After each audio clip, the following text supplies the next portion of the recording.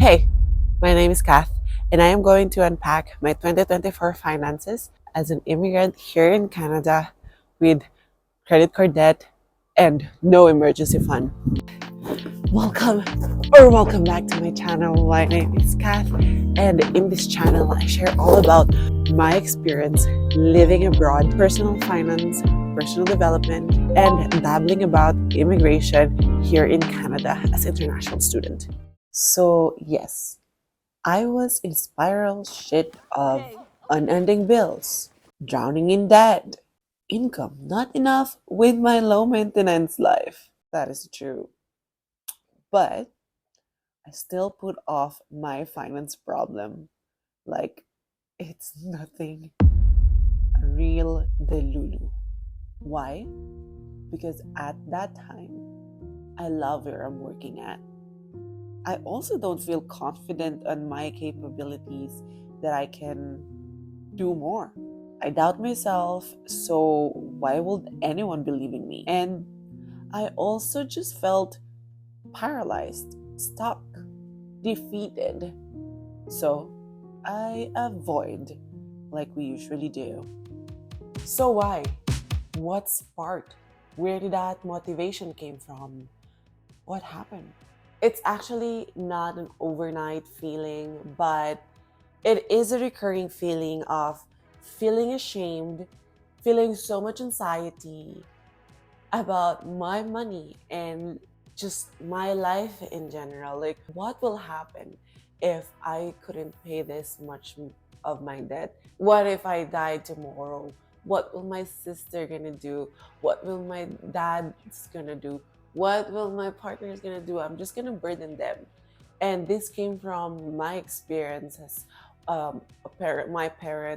mom passed away, and we didn't know that she had some debt, and it was a financial burden for my dad especially, and then trickles down a little bit to me, my sister. So I don't want that to happen to any of my family members, to my special people.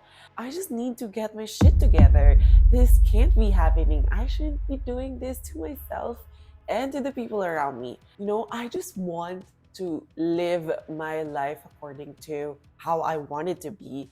And if I don't tackle that credit card debt now, then that will kick me in the ass in the future. And who fucked it? Me.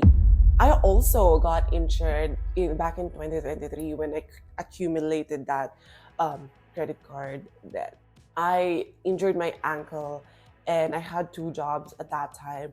One is serving jobs. My second job is wedding and events. So obviously I couldn't walk. I couldn't literally do my job. So that injury hurt my finances more than me, than my ankle. It really fucked me over, and that just shows how if you don't have any emergency fund, if you don't have any health insurance, you're fucked, dude. You're gonna get fucked. I'm sorry, I've been cursing so much, but it's just the vibe for 2025 and getting our shit together. So I faced it head on. I wrote down my expenses. What's the needs? What's the wants? I tracked my expenses. I budgeted. How much is my income? How much should I increase my income? Move to a different job. And this is how my 2024 finances looks like. I asked ChatGPT to give me the percentage of how much I increased when I changed my job from one thing to now. And ChatGPT said that approximately it's about 48% increase from 2023. Girl, my goal was just to increase my annual salary to 31%. But God has different plans for me. So thank you, Lord. Thank you, Lord. It just shows how much I cap myself. I doubt myself that I am not capable of doing things, that I am not deserving to earning more, because I don't know, I just doubt myself that much. But in 2024, I worked on that mindset and just try to believe in myself a little bit more. instead of just believing that freaking negativity in my brain. So I hope you guys are doing the same thing. I'm also still, think that way sometimes. So this is just a breakdown of my expenses for the year of 2024. This actually is the percentage of my annual budget, or when I created my annual budget in 2023. Comparing to each other, it's much better. It's better the way I foresee it. The increase of my income really played a big role in this percentage. And I know 76% going towards my expenses is a little bit bigger, because I'm living in this in this apartment, which I don't regret, and I always spend my time here at my home, so I don't care. We're gonna dive deeper in that 76% expense, okay? With that, 77% goes to my needs, and then 23% went to my wants. This just means I don't really spend that much. It's just I'm living a life that's expensive. That's literally equal to Ontario, Canada, so I cannot change anything about that. I only need to increase my income more if I really want to get to my goals, which I'm gonna go through later. Okay, so we're gonna zoom into that even more. As you can see, the biggest expense that I have is rent. My rent is actually for the whole year is $14,400. So it's quite large. Next is my grocery, which comes down to almost 5K for the whole year. And then miscellaneous. Miscellaneous is not my impulse buy, but it's actually the immigration expenses. So I submitted 2 PR application last year, so that's quite a lump sum of money. So that actually comes down to $3,794.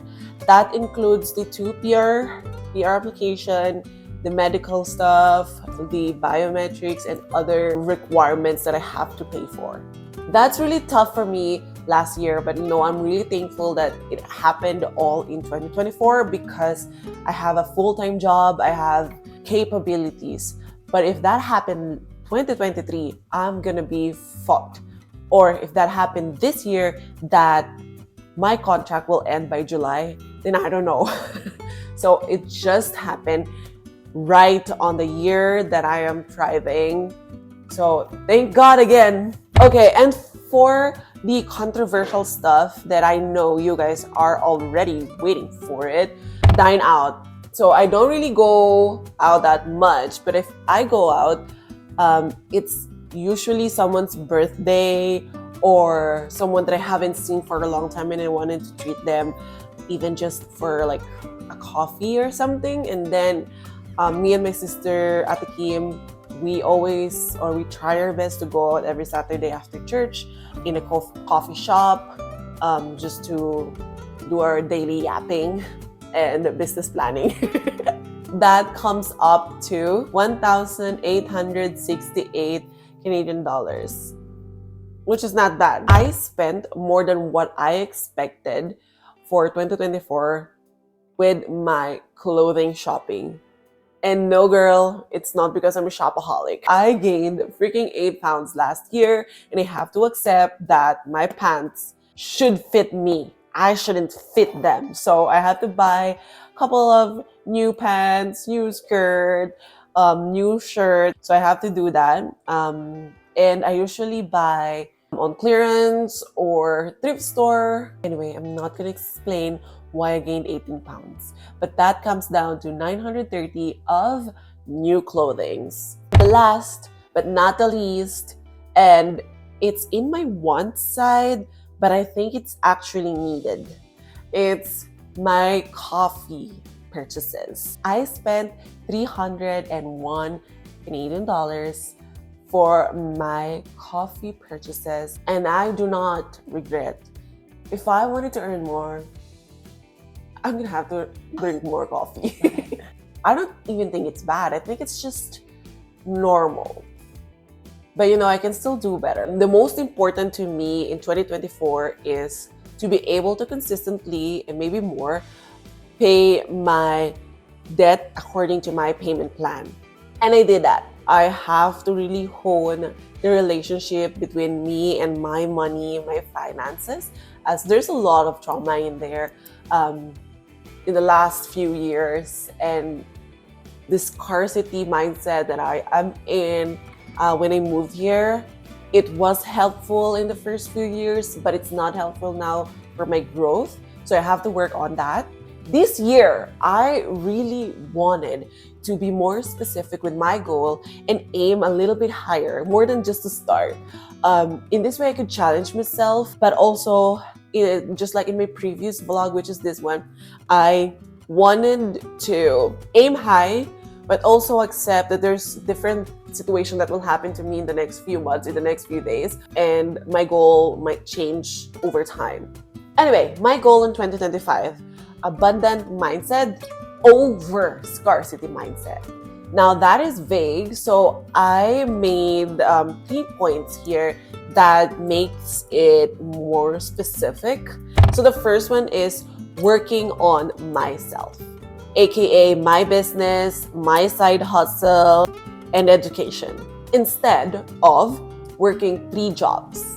I always think that, if I work more, work more than my 9 to 5 jobs, I have another job, then I'll earn more. Well, that is true. That is actually not sustainable.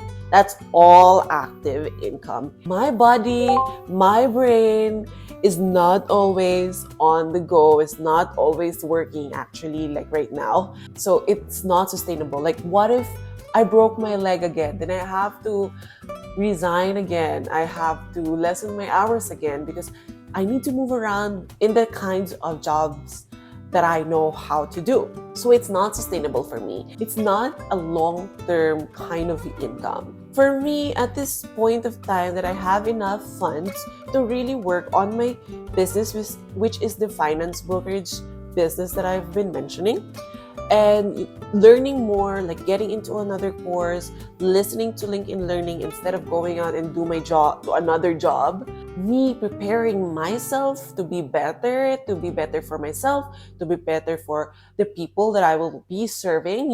I'll know better. I'll have more credibility and I'll have more experience. Equals, I could be better for you, my clients, for me, myself, equals earning more. You know what I mean? So that's point 1 under abundant mindset. And my second point is it's a learning experience. It's not failure. Example, I had a call. It didn't turn out as an appointment. I think that I failed that call. I think that I failed that person. Now I'm going to practice myself to not think that way. I'm going to think that this is a learning experience. I might need to do research first or to just accept that this person is not ready for my message. So that's okay. It's going to be really hard for me, but I think it's going to be really will benefit me, my business, and the people. And last thing under that abundant mindset is just being grateful of what I have right now. I don't have this plant before, but now I have it and it's pretty. I need to be grateful of the things that I have right now so that I don't get frustrated. I don't compare myself to others. And for real though, I'm freaking blessed and I should be grateful about that. The second that is biggest for me this year is to get my credit card debt into 20%, or better, 0%. That 20%, I didn't just grab it from my ass and 20%. No, I actually asked ChatGPT and compute, will my credit card debt will decrease if I pay this amount of money every month. So it turns out 20% by the end of the year. But I know that money, I believe in myself that I can earn more. So this year, if I'm able to get down to 0% and be debt free before the end of the year, then that will be fantastic. But my real goal is before the year ends. And my top 3 goal is to increase my earnings to approximately just $500. But if I have more, that's so much better. I know I'm gonna aim more still, even though I just said approximately $500. But I kind of don't want to disappoint myself. $500 is already big. I could pay all my subscription plus utilities, my coffee in that amount. So I think that's already a great addition to my monthly earnings. But again, the more the merrier. Another thing is build up my emergency fund to 3 months worth. I already have a month and a half worth in my emergency fund. So I just wanted to build it up for 3 months because I'm gonna lose, or my contract is gonna end by July. So I want to have enough funds in case I couldn't find a job immediately. And then this one is another goal of mine since 2023 is save up money for flight to the Philippines. I haven't been home. I just wanted to visit. That's all I want. I miss home, okay? So I wanted to save up enough funds in the first half of the year for flight tickets, and then the next half of the year for my fun money. I also wanted to continue building up my TFSA, my investment portfolio in my TFSA. Last year, I just wanted to just put whatever, how much money I have in there. But this year, I wanted to be specific to contribute at least 2,000 Canadian dollars more into my TFSA account. And my last but not the least goal, start investing, start contributing to an RRSP. But I chose not to contribute until I get my permanent residency. This year, I've been seeing some light in my permanent residency application. So I feel like I'm going to be able to open up an RRSP this year. I'm pretty nervous to share. All this information to you guys. I feel like I'm putting myself into so much vulnerability. So I hope you don't take this as me bragging. I just really hope that you learn from my mistake and learn from the plans that I'm making. And I hope you don't ask me for money because I don't really budget it for that. Sorry! Do you like this kind of video? If you do, what personal finance questions do you have that you want me to answer if I created another video like this? Do you want me to share a quarterly update if I've achieved some of my goals? What do you think? So I have a rough plan on how am I going to achieve these goals. Share this to you so that you will kind of get an idea on how I will do this. So the first thing that I will do is I'll pick one priority and which one will take more time. To give more context into that, I'll prioritize some of the goals on each quarter of the year. So, for example, my emergency funds, I want it to be 3 months worth, right? And I want that to be available before I finish my contract at my current job. So that means if the contract will end in July, I need to have that 3 months worth of money before July. So that means I will work on saving that emergency fund on my first and maybe second quarter of the year. Another example is for my RRSP, my retirement fund. I wanted to start contributing to it, but I don't really have to contribute to it today. I also wanted to start that not only for my retirement, but also to help me with my tax deduction and stuff. Very tax. That means this could be prioritized in the later part of the year. And then another example is my credit card debt. Since ChatGPT say I will lower down my credit card debt by 20% in the end of the year if I continue paying it consistently every month according to my monthly plans, then I have to add this task, pay it for the whole year, right? Why I do this? Why do I have this kind of setup? So that it is less overwhelming, less boxes to tick off. You know, when you see the task list and it's like, what, 100 tasks for today? That's overwhelming for me, and then I don't know how I can prioritize things. My brain just doesn't work that way. So I don't know if this kind of setup is helpful for you too. Let me know if you think what you think about that setup. And the other plan to literally achieve all those goals that I need to achieve right now is to increase my income. How am I going to increase my income?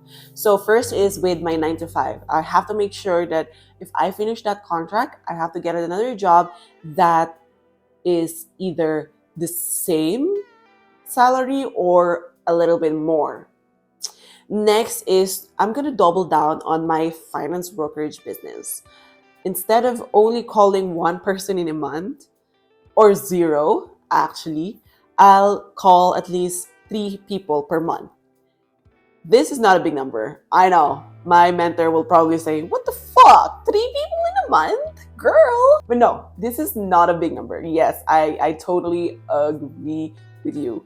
But I am still in that position where I take rejection wholeheartedly. And it always destroys me when I get rejected. So, at least 3 people rejection in a month, that shouldn't hurt that much. Last but not the least is to get my eligibility to monetize my YouTube vlog again. I lost my YouTube vlog because in the last few years, I haven't been really active. I haven't really posting a lot of videos. So I lost it. So this year, I'm going to get that back again.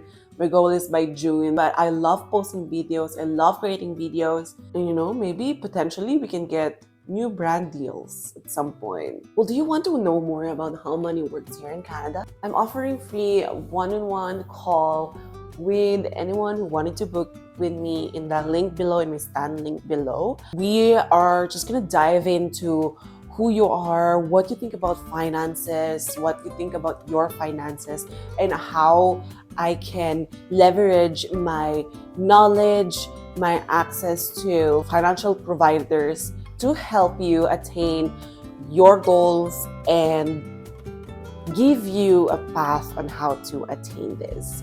So the link again is in the description box below. It's the Stand Store link. It's free. There's no pressure if you wanted to move forward. But guys, I am just here to give more information, just like what I've been doing here in my YouTube vlog.